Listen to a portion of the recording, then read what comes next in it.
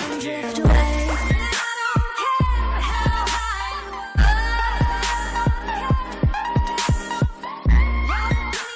Hey yo, what's good everybody? Hope that you're all having a blessed day and welcome to the first ever Sharpe Life podcast.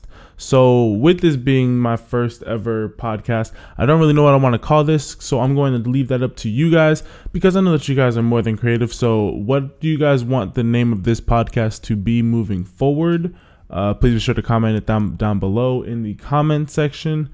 But with that being said, I just want to get straight into this podcast because it's something new and I just want to get straight into it. So today we're going to be talking about topics like LeVeon Bell's teammates turning on him. We're going to be looking at number 10 Stanford versus USC as my game of the week to look at. And then also I'm going to be looking at Odell versus Jalen Ramsey week 1 as a wide receiver versus cornerback matchup, which is going to be a very fun matchup.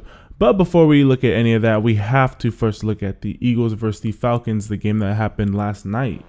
So, it was definitely a week 1 game. I mean, there was definitely a lot of penalties, not a very high scoring game.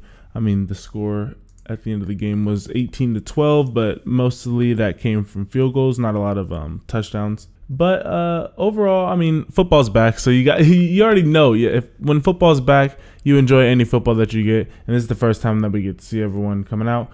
But what I did see from the game was that Ajay, of course, Julio Jones, he went and did his thing. Of course, we're gonna talk about that. But I wanna look at some other guys that balled out, and Ajay, I don't know. I don't know why he's so slept on as a running back. Like he had that little stint a couple years ago where he rushed for 3 straight 200-yard games. Like obviously this guy has shown that he has more than enough potential to get it done as a starting running back in this league. Yet when the Dolphins traded him to the Eagles, I had no idea why they did that. But yeah, so now he's an Eagle and he was looking pretty good. I mean, the dude averaged about 4 yards a carry. 4 yards a carry. Hey, I'm taking that out of my starting running back all day. I'm taking that all day.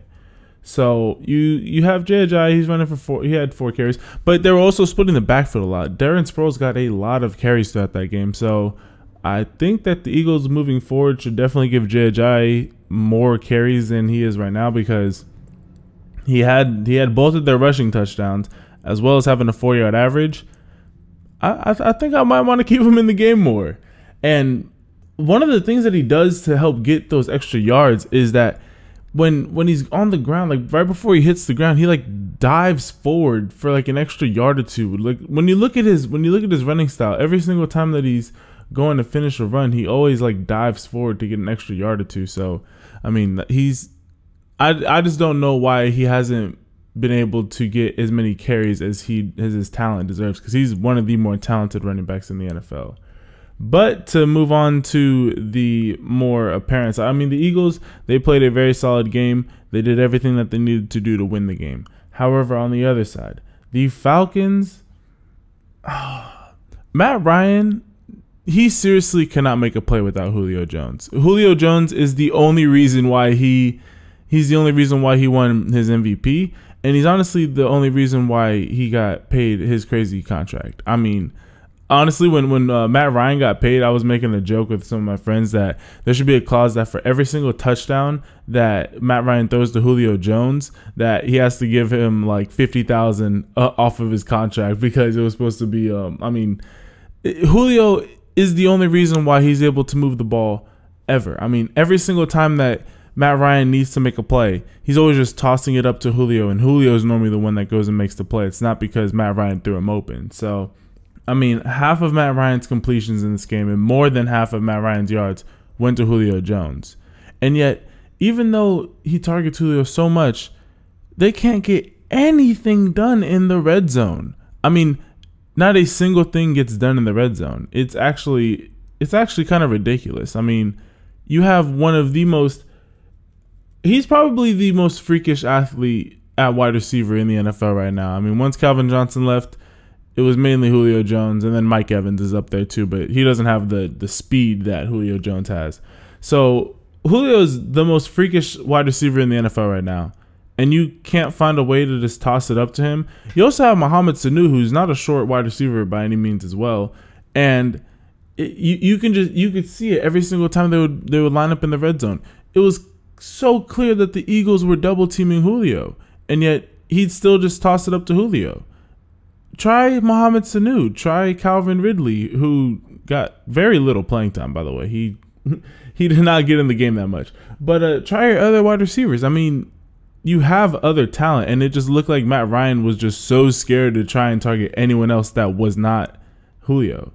So, man, it's going to be interesting to see how the Falcons offense recovers from this. But yeah. And speaking of recovering from this, I mean, both defenses looked great in that game, but Keanu Neal is now out for the year with a torn ACL. He tore his ACL in last night's game, and so it is going to be interesting to see how the Falcons recover from that. One of the potential ways to fix that is going after Earl Thomas. Maybe the Falcons get in the bidding race to get the Seahawks safety Earl Thomas. That might be a nice little spot for him. I mean, the Eagles or the Falcons would definitely have to put up a pretty nice contract to get him away from the Seahawks, and they'd have to offer something pretty nice. So, I don't know, but what do you guys think about that? Do you think that Earl Thomas might have a potential shot at going to Atlanta? Be sure to comment on that down below. But overall, I mean, it was a week 1 game. There's obviously going to be a lot of rust on both sides of the ball for about the first 2 to 3 weeks. So we'll really get into full-on 30-40 point fantasy games for some of these players. We'll start getting into those games more around like week 2 or week 3. But speaking of fantasy, one of the highest picked fantasy players and one of just the best offensive players in the league right now is LeVeon Bell, who is still a no-show to the Steelers facility. So couple of his teammates are kind of starting to turn on him. Marquise Pouncey, I believe, he said that Le'Veon Bell was going to be back at team facilities on Wednesday, and Wednesday came and went, and there was still no sign of Le'Veon Bell. So a couple of his offensive linemen had a couple of things to say. Team starting guard Ramon Foster said, "What do you do? Here's a guy who doesn't give a damn. I guess so. We'll treat it as such. He's making 7 times what I make, twice as much as what Al Villanueva is making, and we're the guys who do it for him." So, at least from what I was always raised on and from what I always understood, is that you don't really talk about another man's money, especially in football, because it is so hard to get contracts that are player friendly. That you got to think these players' careers are, if they're lucky, if you're lucky and you're one of the better players and you get that second contract, you're one of the top players in the league. You have maybe 6 to 8 years in the NFL if you're getting that second contract. So you need to get as much money as you can. And honestly, if I'm Le'Veon Bell, I'm fine with that. The Steelers haven't shown Le'Veon that they care anything about his long-term health and success in the NFL. I mean, Le'Veon Bell's agent, Adisa Bakari, I believe that's how you say it, said he's going to do the things necessary to protect his long-term value, which it's like, when you look at how the Steelers have used Le'Veon Bell, he's had close to, if not over 400 touches each and every year that they franchise tagged him.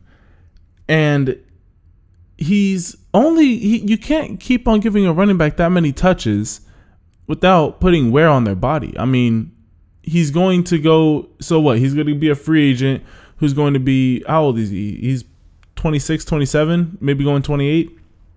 So he doesn't have that many more years, because everyone knows once a running back hits 30, it's all downhill from there. So he needs this long-term deal to be able to secure his future. I mean, if he could be pulling in anywhere from 17 to 20 mil a year for like a 5 or 6 year deal, that would be solid for him, and that's exactly what he's looking for. So I just don't like it when I see locker rooms starting to turn on everyone, especially because with all of this happening, this is definitely Le'Veon's last year in Pittsburgh. So it's going to be interesting to see how this year goes. It's going to be interesting to see how often that the Steelers use Le'Veon when he does come back.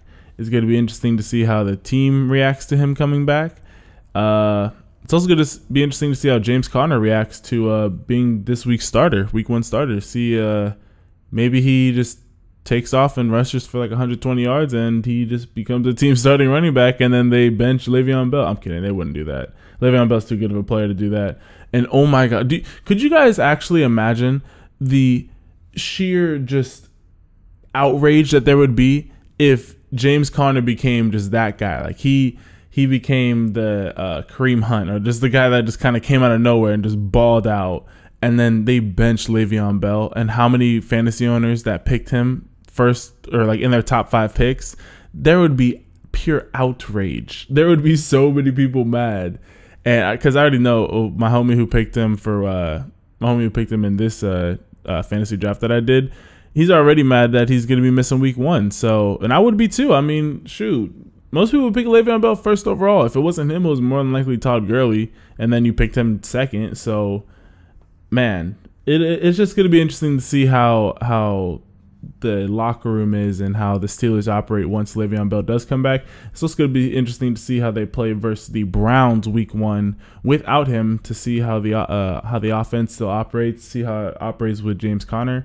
And yeah, so that'll be a very interesting game to look at. But I just found it very shocking because I haven't seen a team just turn on a player like that. And there's been a lot of other reports from other players and other sources and other non-named sources. So I didn't really want to get into those. But yeah, no, the team definitely thought that Le'Veon Bell was coming back Wednesday, and psych, that's the wrong date. Yeah, he's still not back yet. So moving on to the next topic, we have number 10 Stanford versus number 17 USC. This is going to be my game of the week to look at. And man, so both teams definitely had a rough week 1. USC definitely had more rougher week 1 than Stanford did, but Stanford's Bryce Love had a rough week 1. I mean, 18 carries for 29 yards and only a 1.9 average. No rushing touchdowns. That is, whew, for a Heisman contender. This guy was one of the front runners for the Heisman, and you put up a 1.9 average. Like, you could have kind of fall forward a couple times and get 1.9 yards. Jeez, like that's crazy. But USC, they definitely struggled as well, because UNLV's starting running back Lexington Thomas had 14 carries for 136 yards, 1 touchdown, and he averaged 9.7 yards. So USC's defense, which it's been a reoccurring theme, they've shown that they cannot stop the big play runs. It seems like every single year, USC's offense, you know what? We got a nice little, if you guys don't know, I'm a USC fan, so I'm going to be a little biased right here. But every single year, USC, our offense, we pull in some of the best recruits. We're looking good. We're looking good. Defensive side of the ball, we're pulling in some of the top recruits. We're looking good. Every single year, we give up big plays. I mean, UNLV, as USC should be able to take care of UNLV. I mean, I'm not expecting the score to be like 55-0, but I'm not expecting it to be as close as it was for as long as it was. I know that USC kind of pulled away at the end there, but for the first half, it was definitely a close game. So USC's defense did not prove to me that they would be able to stop a running back like a Bryce Love, and Bryce Love, who already had all of that pressure on him to be a Heisman candidate and then to come out that slow. He's going to look to take off versus a nationally ranked team like USC, and a team that he's already shown that he can take care of. I mean, in 2017, in both games that Stanford played USC, and even though they were both losing efforts, Bryce Young rushed for more than 120 yards in both games. He averaged 7.5 yards per carry in those 2 games. And he absolutely just took care of business in every single way in those 2 games in 2017 that Stanford played USC in. And those were some of the games that helped push him into that Heisman light. So it'll be interesting to see if he could replicate that success versus USC again, or if Stanford or if Bryce Love just kind of lost the juice. I don't know.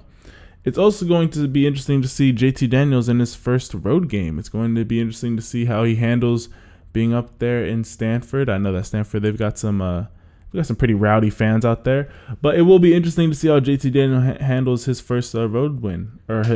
See, I'm already predicting the future first road win, but it'll be interesting to see how he handles his first road test. I mean, he was definitely missing a lot of throws in the beginning of the game versus UNLV. He was missing it to the same high and right. Every single throw he was missing it high and right. So maybe with another week of timing, getting his timing down with his wide receivers, he will be more accurate going into this game, and he's going to need to be accurate, seeing that Stanford, they have a pretty solid defense back there. So it'll be interesting to see how JT Daniels handles his first real test on the road, and seeing how he just is adjusting, because honestly, USC's hopes of anything this season rest solely on his shoulders. I mean, it depends on how well JT Daniels is able to carry USC's offense. I mean, it can't just be him and Amon-Ra St. Brown that just throw it back and forth and just hoping that that's going to make the offense run. That's simply just not going to be able to work.